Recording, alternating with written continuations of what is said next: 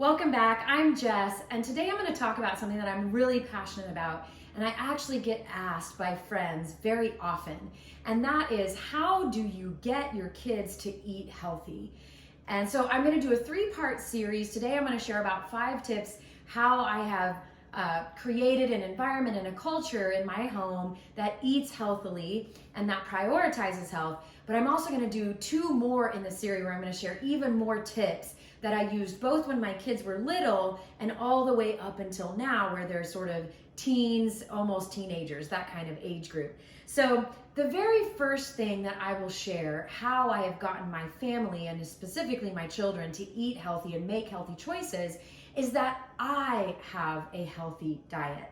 That is the single greatest contributing factor to getting your kids to eat healthily, is actually you yourself as the parent to eat healthy as well. Now, that could be the most difficult challenge of all. You can't tell a kid, hey, eat a piece of fruit or eat your fruits and vegetables if you yourself are not actually modeling that for your children. The second thing is, don't keep junk food in the house. So a lot of times you will struggle to get your kids to make a healthy choice, especially if there's an unhealthy choice like cookies and candy and chips and pizza and all that kind of stuff available. By default, our taste buds long for those junk food items because they're high in sugar, they're high in fat, and they actually tell our brains, hey, this is kind of cool, this is happy, this is yummy stuff.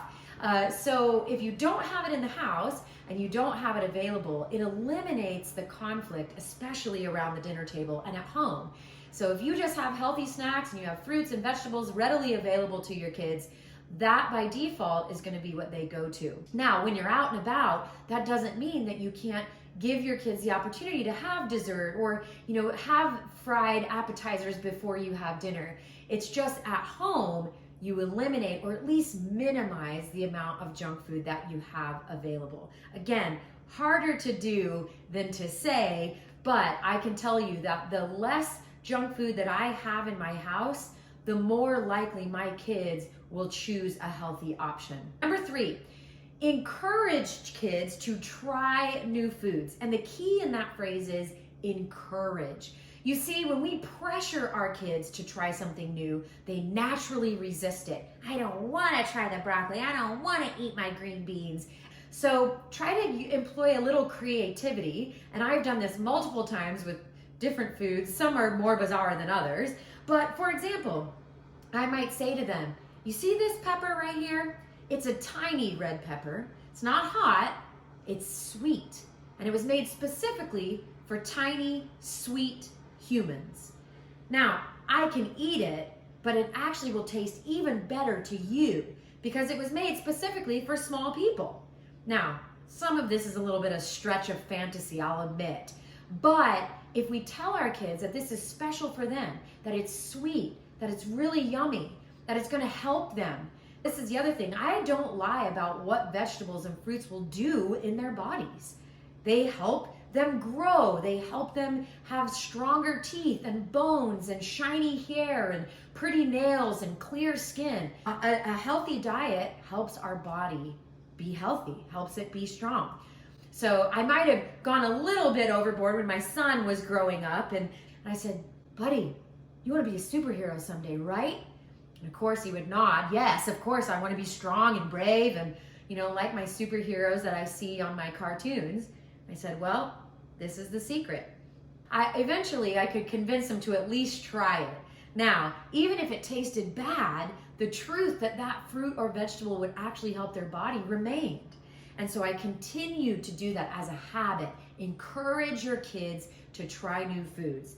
One of the other things, the number 4 tip, and I got this from my pediatrician when I was a young mom, and I'm so thankful I did.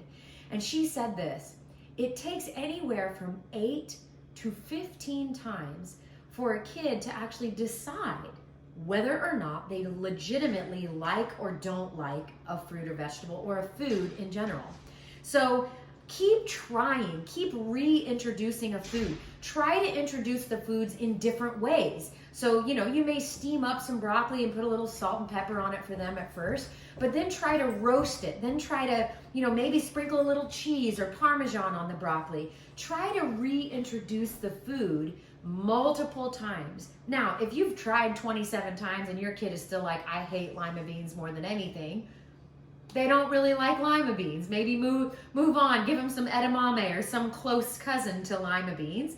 But you do need to be consistently putting a food in front of a child, especially when they're very young, because then that helps them sort of acclimate, like, oh, I do like red vegetables, or I do like carrots, or I do like cauliflower, whatever it might be.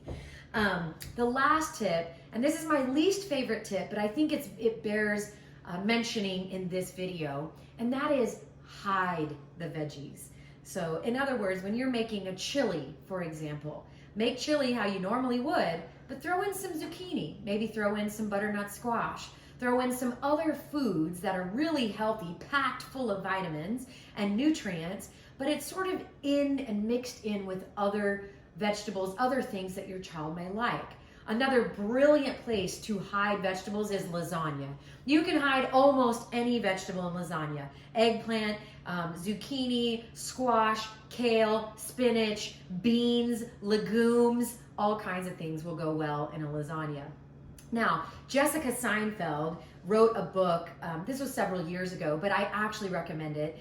If you're looking and like your kid is like, I will not eat any fruits and vegetables, the cookbook is called Deceptively Delicious, and it has a ton of recipes that actually will hide healthier items. It'll swap out some of the high fat and sugar things for healthier things like avocado and chocolate muffins. And that bears mentioning. A beautiful place to hide veggies are waffles, pancakes, muffins, any kind of baked good. You can actually steam up or cook up beans, puree them, throw them right into your recipe with your waffles and pancakes.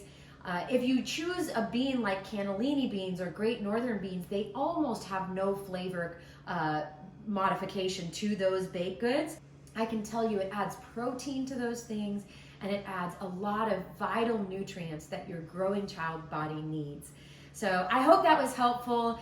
Make sure you tune in for over the next couple of weeks where I'm going to share even more tips on how to get your kid to eat healthy. Thank you for watching. Make sure you give it a thumbs up and subscribe to the channel. Take care.